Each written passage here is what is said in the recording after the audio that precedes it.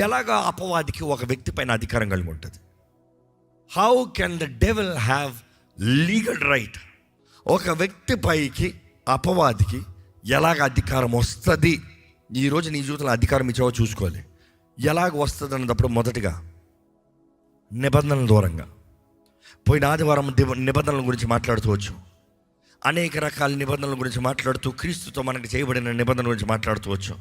అదే సమయంలో వాక్యం తెలియజేస్తుంది, అపవాదితో కూడా నిబంధన చేసిన వారు ఉన్నారు.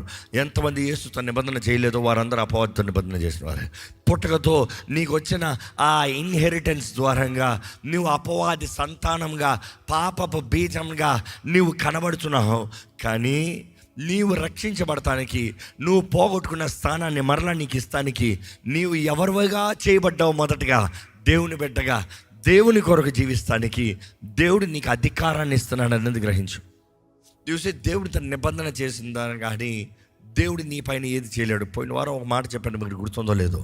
దేవుడు ఒక వ్యక్తి జీవితంలో ఎలాగ కార్యాలు జరిగిస్తాడంటే, దేవునితో ఆ వ్యక్తి చేసిన నిబంధన బట్టి దేవుడు అడుగులు తన వ్యక్తి జీవితంలో ఉంటాం చూస్తాము. ఒక వ్యక్తితో దేవుడు ఎంత జరిగిస్తాడో, ఒక వ్యక్తిని ఎంత దీవించగలుగుతాడు, ఒక వ్యక్తిని ఎంత బలపరచగలుగుతాడు, ఒక వ్యక్తి జీవితంలో ఎన్ని గొప్ప కార్యాలు చేయగలుగుతాడు అనేటప్పుడు చూస్తే చివరికి దేవునికి ఆ వ్యక్తికి ఉన్న నిబంధన లిమిట్ అనేది పోయిన వారికి గ్రహించు. ఈరోజు మీకు చెప్తున్నానంటే, అపవాది ఒక మనిషిని సంపూర్ణంగా అధికారం తీసుకుని ఏల్టానికి ఆ వ్యక్తితో నిబంధన చేసుంటే ఆ వ్యక్తితో అపవాది ఏల్టానికి, పొజెస్ చేస్తానికి అవకాశం ఉంది. అందుకని అంటాం ఫస్ట్ కవెనెంట్స్ అన్నదప్పుడు సబ్ టైటిల్ రాసుకోవచ్చు, యూ కెన్ మెన్షన్ పర్సనల్ కవెనెంట్స్. పాపాన్ని ప్రేమించి దాన్ని జరిగించేవాడు అపవాది సంబంధి అని పిలువబడుతున్నాడు. పాపపు కార్యాలు ఇంకా లిస్ట్ అన్నీ వేసుకోండి, పాపపు కార్యాలు, క్రియలు అన్నీ లిస్ట్ వేసుకోండి. నీవు ఎరిగి చేసేదంతయు నీవు అపవాదితో నీవు అగ్రిమెంట్ చేస్తావు. నువ్వు దేవుని ప్రేమిస్తున్నావు, దేవుని సేవిస్తున్నావు అన్నదో విశ్వాసం ద్వారంగా క్రీస్తు చేసిన కార్యాన్ని నమ్మి క్రీస్తుతో నిబంధనలోకి దిగి బ్రతుకుతాము.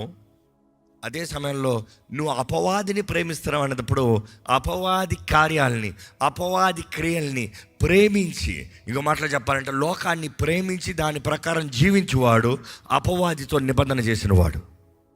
ఈరోజు మిమ్మల్ని అడుగుతున్న, అపవాదితో మీకేమైనా నిబంధనలు ఉన్నాయా? ఉందంటే వాడు నిన్ను ఏల్తానికి అవకాశం ఉంది. రెండో రకం నిబంధనలు ఏంటంటే పితరుల నిబంధనలు.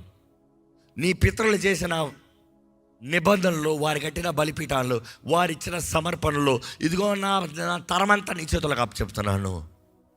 అపవాది ఎప్పుడు తరాన్ని వెళ్తాడంట. ఎందుకు చెప్తా. వాడు నీ తరాన్ని కోరతాడంట. ఆ తరంతో పాటు నీకు కావాల్సిన అన్నీ చేస్తానంటూ నీకు జయమిస్తాను. నీ తరాన్ని ఇస్తే నీకు ఈ పగ తీర్చేలాగా చేస్తాను. నీ తరాన్ని ఇస్తే ఈ చేతబడులు నీకు జరిగేలాగా చేస్తాను, నీవు తరాన్ని నాతో నిబంధన చేస్తే. So you will always look for generational covenants, that is ancestral covenants. ఆ యాన్సిస్టర్ కవెనెంట్స్ నువ్వు నిబంధన చేసి ఉండకపోవచ్చు.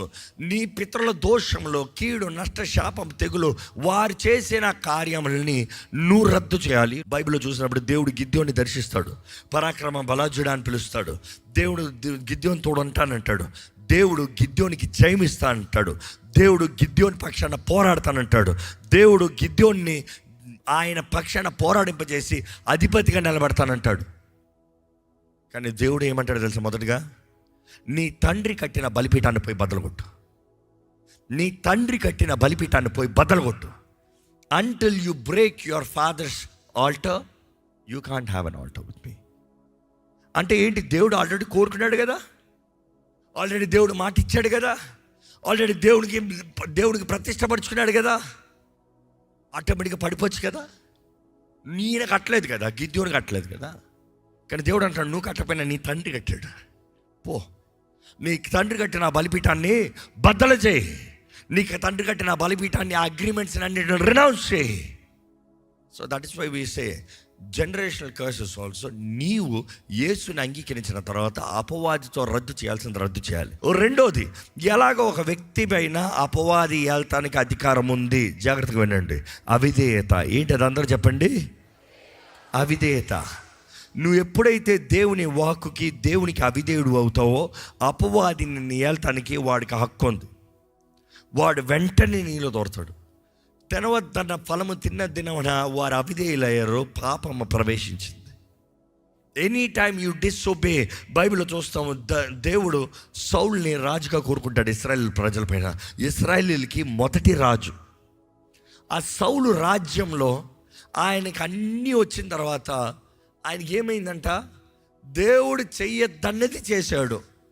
ఆజ్ఞ అతిక్రమమే, చెప్పండి తెలిసిన వారు గట్టిగా, ఆజ్ఞ అతిక్రమమే పాపము. ఏంట్రా పాపం? నేను వ్యభిచారం చేయలేదు, నేను నరహత్య చేయలేదు, నేను అది చేయలేదు, నేను ఇది చేయలేదు అంటున్నావేమో. ఆజ్ఞ అతిక్రమం ఇష్టమే పాపం అంట. ఎందుకంటే ఆజ్ఞ అతిక్రమం ఇచ్చేవాడు he is being rebel, disobedient, rebel. నా ఇష్టం, నువ్వు చెప్పింది నేను చేయను ప్రభా, నా ఇష్టం, నాకు నచ్చినది, నా కంటికి చూస్తానికి మంచిగా అనిపించినది, నా నోటికి రుచికరంగా అనిపించినది, నా హృదయానికి మంచిగా అనిపించింది. చూసి అపవాది చేయగలిగిన ట్రాప్ అంతా నిన్ను పాపం చేస్తానికి వాడు ఫోర్స్ చేయలేడు, కానీ అంటే పాపం ఆటోమేటిక్గా చేయించలేడు, కానీ నిన్ను భ్రమపరుస్తాడు, నిన్ను మ్యానిపులేట్ చేస్తాడు. So always be careful. Disobedience is again legal right for the enemy. దేవుని వాక్యానికి విరోధంగా నువ్వు అడుగు తీసిన ప్రతిసారి అపవాది నిన్ను వెళ్తానికి అధికారం ఉంది. జాగ్రత్త. దేవునికి విరోధమైన కార్యాలు చేస్తూ దేవా నా పక్షాన పోరాడమంటే పోరాడలేడండి. దేవునికి విరోధమైన కార్యాలు చేస్తూ దేవా నన్ను రక్షించమంటే రక్షించలేడండి. దేవుని మాటకు నువ్వు లోబడాలి, లోబడు. బలార్పణల కన్నా మాట వింటమే శ్రేష్టమంట. Obedience is better than sacrifice. మాట విను. నీ బలార్పణల కన్నా నువ్వు నా మాట వింటావు గొప్ప. నువ్వు నాకేం చేస్తున్నావు, నాకేం తెచ్చి ఇచ్చావు కాదు ముఖ్యం. నువ్వు నా మాట వింటున్నావా, నాకు లోబడుతున్నావా, నాకు లోబడు అని దేవుడు తెలియజేస్తున్నాడు. దేవుని వాక్యలు చూసినప్పుడు అపవాదికి మూడో రంగంలో మూడో రీతిగా ఎలాగా ఒక వ్యక్తి పైన అధికారం వస్తుంది. మరలా చెప్తున్నాను, మొదటి నిబంధనల ద్వారంగా, రెండోది అవిధేయతల ద్వారంగా, మూడోది ఏంటంటే అజ్ఞానం ద్వారంగా. అజ్ఞానంలో చూసినప్పుడు ఈ యుగ సంబంధమైన దేవత వారి కంటికి గుడ్డితనాన్ని కలుగు చేస్తుందని దేవుని వాక్యం తెలియజేస్తుంది. ఎఫెసీయులకు రాసిన పత్రిక 4:18 ఒకసారి చూద్దామా. వారైతే అంధకారమైన మనస్సు గలవారై తమ హృదయ కాఠిన్యము వలన, వారు హృదయ కాఠిన్యము వలన తమలో ఉన్న అజ్ఞానము చేత దేవుని వలన కలుగు జీవములో నుండి, దేవునిలో ఉన్న జీవము, దేవుని వెలుగులో ఉన్న జీవం నుండి వేరుపరచబడిన వారై తమ మనస్సుకు కలిగిన వ్యర్థత అనుసరించి నడుచుకొనుచున్నారు. It is very clear. దేవుని వెలుగులో నుండి బయటికి పోయి వారిలో ఉన్న అజ్ఞానంలో బ్రతుకుతారంట. ఎప్పుడైనా నువ్వు అజ్ఞానంలో బ్రతికేవంటే అపవాది నీ పైన ఏల్తానికి అధికారం ఉంది. మరలా చెప్తున్నాను 3 విషయాలు, ఈ మాట జాగ్రత్తగానండి. నువ్వు పాపం ఇష్టపూర్వకంగా చేసినప్పుడు, నువ్వు దేవుని వాక్యాన్ని లోబడకుండా అపవాదితో నిబంధనలోకి దిగినప్పుడు, నువ్వు అపవాది సహాయాన్ని కోరుతూ దేవుని సహాయాన్ని కోరకుండా ఉన్నప్పుడు అపవాది నీ పైన సంపూర్ణ అధికారం కలిగి ఉండడానికి అవకాశం ఉంది. రెండోది, when you become a rebel, దేవుని చిత్తానికి లోబడకుండా ఆయన వాక్కుకు లోబడకుండా బ్రతికిన వాడు అపవాది వాడిని ఏల్తానికి సంపూర్ణంగా అధికారం ఉంది. మూడోది, అజ్ఞానం అనే పాపం, నాకు తెలియదు అనే పాపం, నాకు చెప్పలేదు అన్న పాపం. ఈరోజు దేవుడు ఏది చెప్పకుండా లేడు, అన్నీ చెప్పాడు. నువ్వు చదివి తెలుసుకోవాలి, నువ్వు నేర్చుకోవాలి. ఇది చేయొచ్చా, ఇది దేవుని చిత్తమేనా, ఇది దేవునికి అంగీకారమేనా, ఇది దేవుడు కోరుతున్నాడా, నువ్వు ఎరగాలి, నువ్వు నేర్చుకోవాలి. సో అజ్ఞానం అనే పాపం, ఈ 3 రకాల పాపాలను బట్టి అపవాది ఒక వ్యక్తిని దూరతాడంట, ఏల్తాడంట. ఆ వ్యక్తి జీవితాన్ని అపవాది చేతుల్లోకి తీసుకుంటాడంట. సో ఇప్పుడు చెప్పబోయే కార్యం జాగ్రత్తగా వినండి. ఒక అపవాది సాతాను ఎలాగ ఇన్ఫ్లుయెన్స్ చేస్తాడు, అపవాది ఇన్ఫ్లుయెన్స్లు ఎలాగ ఉంటాయి ఈరోజు గ్రహించాలి. నీ పైన అపవాది ఇన్ఫ్లుయెన్స్ ఉందా చూసుకో. అపవాది ఇన్ఫ్లుయెన్స్ ఉండటానికి చోటు ఉండనవద్దు. అపవాది ఇన్ఫ్లుయెన్స్ ఎలాగ ఉంటుందంటే, నెంబర్ 1 డిసెప్షన్. వాడు ఎప్పుడు చూసినా, వాడు ఎప్పుడు కుయుక్తి కలిగిన వాడు, ఆ కుయుక్తితనంతో నిన్ను మోసపరచువాడు, మోసం చేస్తూ ఉంటాడంట. వాడు ఎప్పుడు నిన్ను భ్రమపరుస్తూ ఉంటాడంట. ఎక్కడ? రెవల్యూషన్ 12:9. కాగా సర్వలోకమును మోసపరుచుచు అపవాది అనియు, వీడెవడంట? సర్వలోకాన్ని మోసపరుస్తూ, వాడి పేరేంటి? అపవాది అనియో సాతాననియో పేరు గల. వాడికి ఏంటంట పేరులో? చెప్పండి గట్టిగా. అపవాది సాతాను. వాడి పని ఏంటంట? ప్రపంచానంతా మోసపరుస్తూ వస్తాడంట. నిన్ను మోసపరుస్తున్నాడా? ఒకరన్నాడు ఆస్తులు వాడు అందరూ మోసపరుస్తాడు, నన్ను మాత్రం మోసపరచలేడు అన్నాడంట. అదే పెద్ద అజ్ఞానం, అదే పెద్ద మోసం. వాడు అందరిని మోసపరుస్తాడు కానీ నన్ను మాత్రం ఎప్పటికీ మోసపరచలేనంట. మోసపోయావు ఆల్రెడీ. నిన్ను మోసపరచలేదని మోసపోయావు. చూసి అపవాది కార్యములు అలా ఉంటాయండి. వాడు ఆది నుండి అవ్వ దగ్గర నుండి మోసపరుస్తూనే వచ్చాడంట. వాడు ఎలాంటి మోసగాడు అబ్బా, వాడు మామూలుడు కాదండి బాబు. దేవుని సన్నిధిలో ఉండి దేవుని సింహాసనం ముందు, అంటే ఆయన మహిమ ముందు నిలబడి ఆయన సన్నిధిలో ఆయన ఆరాధిస్తూనే ఆయన దగ్గర ఉన్న 1/3 ఆఫ్ ది ఏంజల్స్ అని వాడి తట్టు తిప్పుకున్నాడంట. ఎలాంటి మోసగాడు? The enemy that you are dealing is a very cunning fellow, dangerously cunning. నువ్వు అనుకోవచ్చు వాడంతా నన్ను మోసపడదు. ఎందుకు నేను ఇంత హైలైట్ చేసి చెప్తున్నానంటే, వాడు కుట్రలు, వాడి తంత్రాలు, వాడు కుయుక్తి భయంకరంగా ఉంటుంది. Know your enemy. బైబిల్ చెప్పేది అదే. నీ శత్రువు ఎవరో తెలుసుకో, నీ శత్రు తంత్రములు తెలుసుకో. వాడి కుయుక్తిని ఎరిగుండో, వాడు బుద్ధిని ఎరిగుండో. నిన్ను మోసపరుస్తాడేమో చూసుకో, జాగ్రత్త పడు. మోసపడకుండానట్లుగా జాగ్రత్త పడు. దేవుడు వాటిని తెలియజేస్తుంది. వాడు మోసపరిచినప్పుడు వాడు వెంటనే అధికారం తీసుకుంటాం చూస్తామంటే. అందుకని మొదటిగా వీ టాక్ అబౌట్ డిసెప్షన్. వాడు చేయ కార్యంలో అదే. వాడు is a master in it. What is the cure for this deception? I would say the cure for deception is the word of God. వాడు చెప్పిన దానికన్నా నమ్ముతాం కన్నా దేవుడు తన వాక్యములు ఏం చెప్పాడని నమ్ము. నువ్వు దేవుని వాక్యం ఎరిగిన వ్యక్తి అయితే అపవాది అబద్ధాలను లొంగేవు.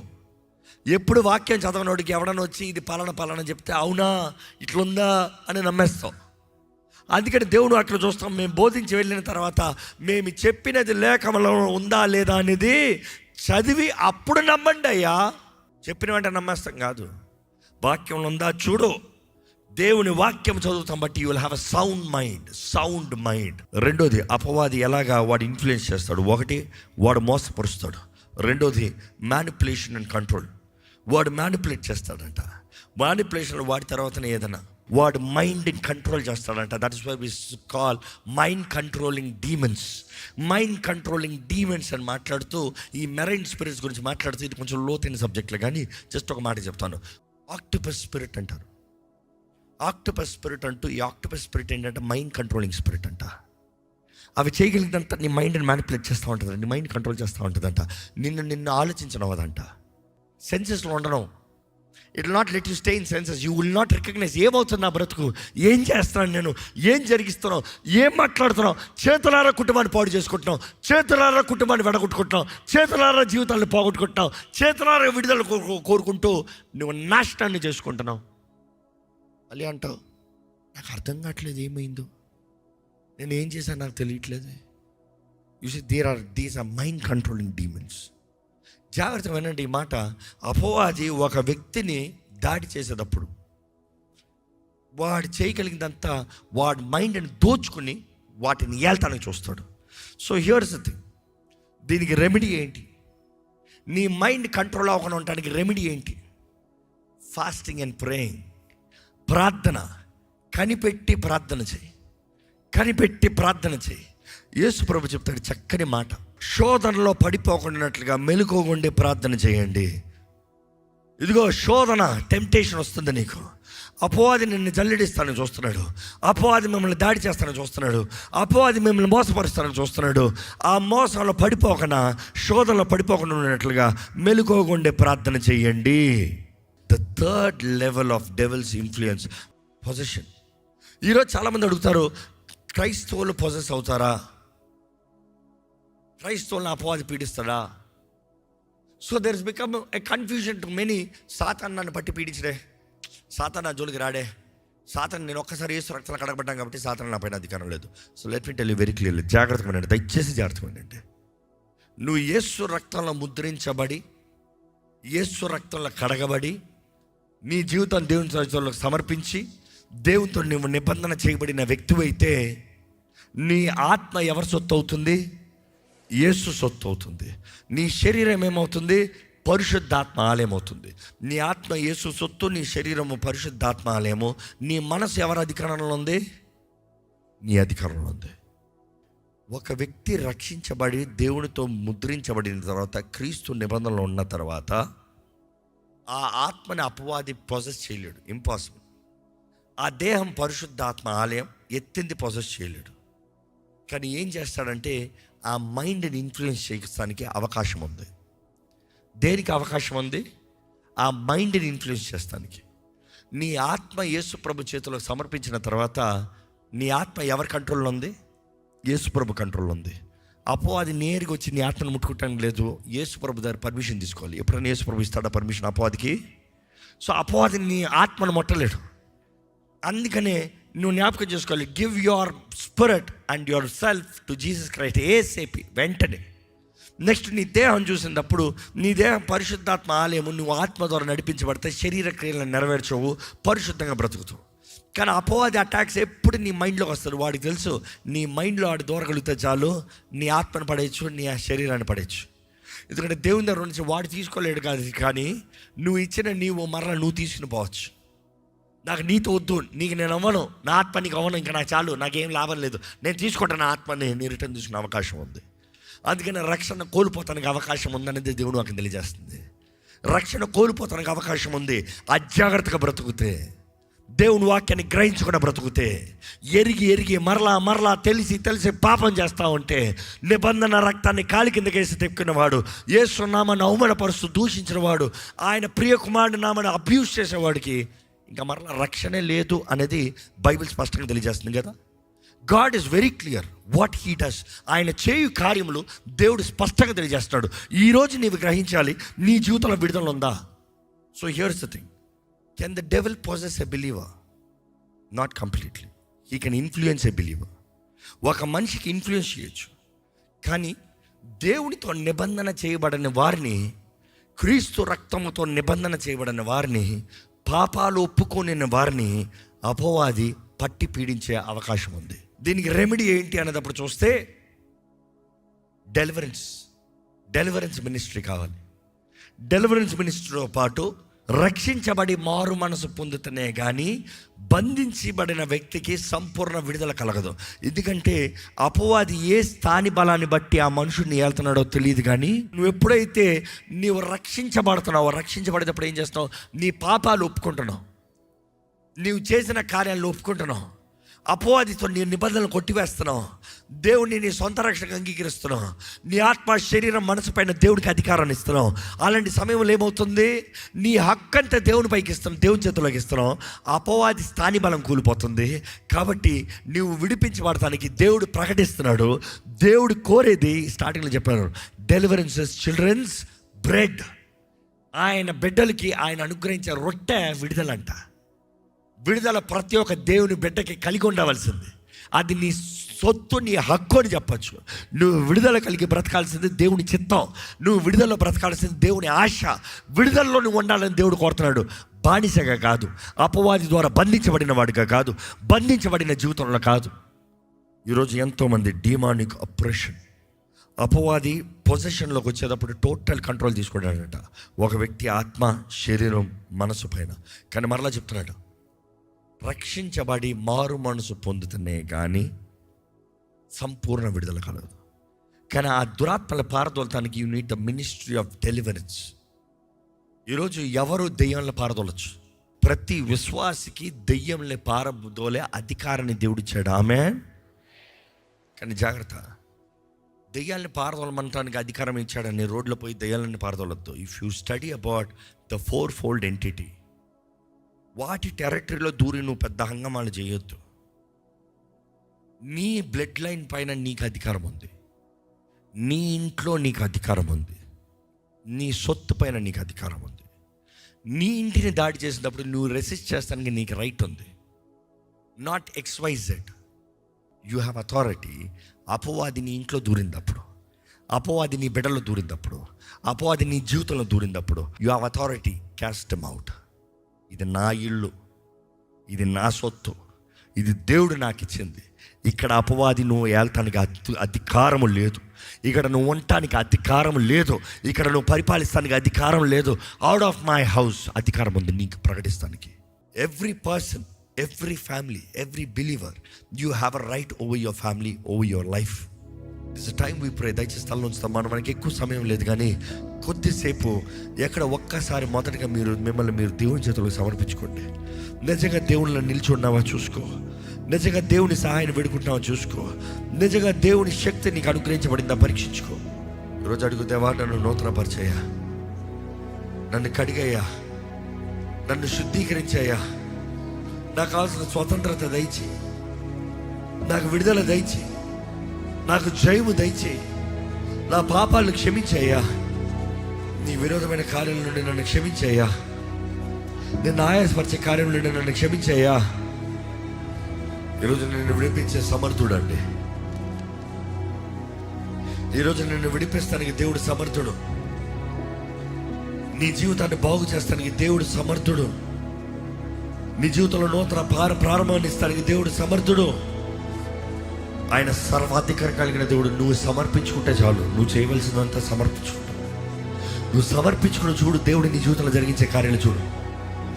నువ్వు సమర్పించుకుని చూడు, దేవుడు నీ జీవితంలో జరిగించే అద్భుతాలు చూడు. నువ్వు సమర్పించుకుని చూడు, దేవుడు నీ జీవితంలో ఇచ్చే విడుదల చూడు. నువ్వు సమర్పించుకుని చూడు, దేవుడు నీకు అనుగ్రహించే రక్షణ చూడు. సమర్పించుకో, దేవుడు కార్యం జరిగిస్తాడు. సమర్పించుకో, దేవుడు సహాయం చేస్తాడు. సమర్పించుకో, దేవుడు విడుదల ఇస్తాడు. సమర్పించుకో. ఎంతకాలం అపవాది ద్వారా ఏలబడతావు? ఎంతకాలం అపవాది నీ కుటుంబంలో చోటిస్తావు? ఎంతకాలం అంధకారంలోనే జీవిస్తావు, అజ్ఞానంలోనే జీవిస్తావు?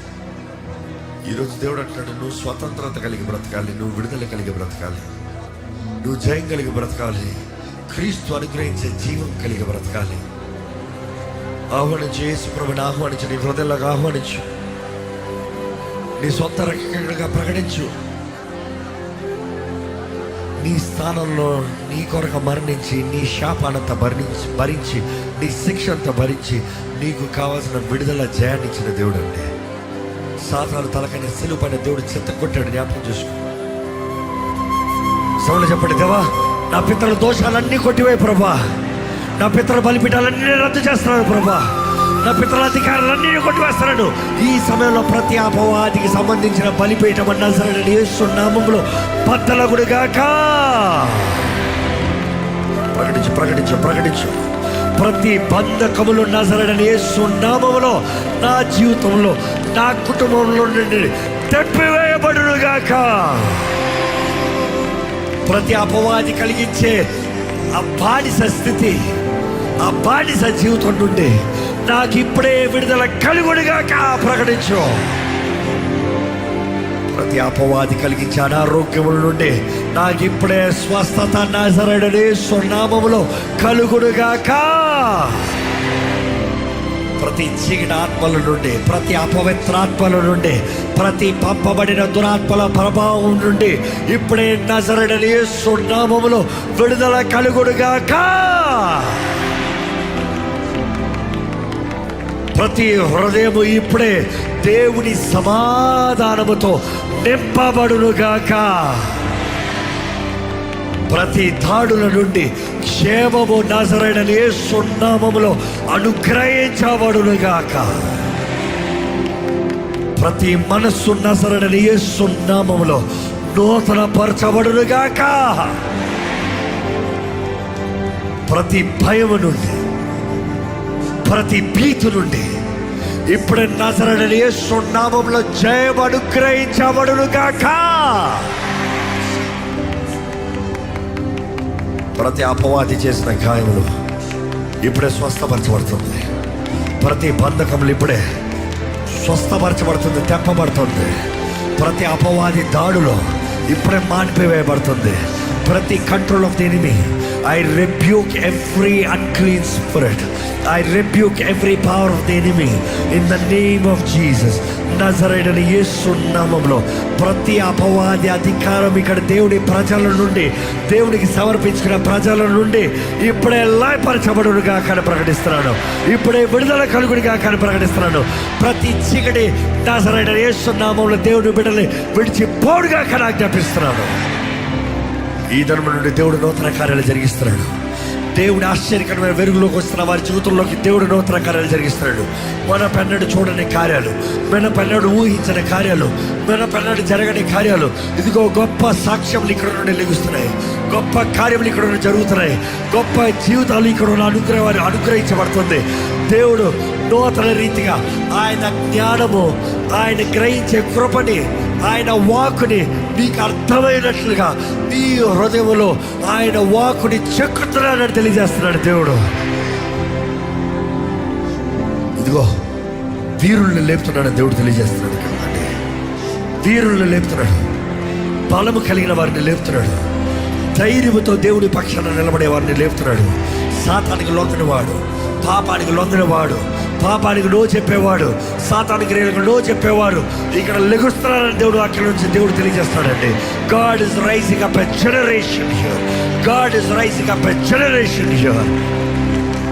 ఇదిగో ప్రభా, ప్రతి చీకటిని పారదోలయ్యా, ప్రతి బంధకాన్ని సంపూర్ణంగా లయపరచు ప్రభా. ఈరోజు నీ వాక్యముని వింటూ, నీ వాక్కు ద్వారా నీ విడుదలను సంపాదించుకుంటూ నీ సత్య మార్గంలోకి వస్తున్న మీ జీవితాల్లో నూతన ప్రారంభమున్న సరైన యేసు నామములో అనుగ్రహించబడును గాక.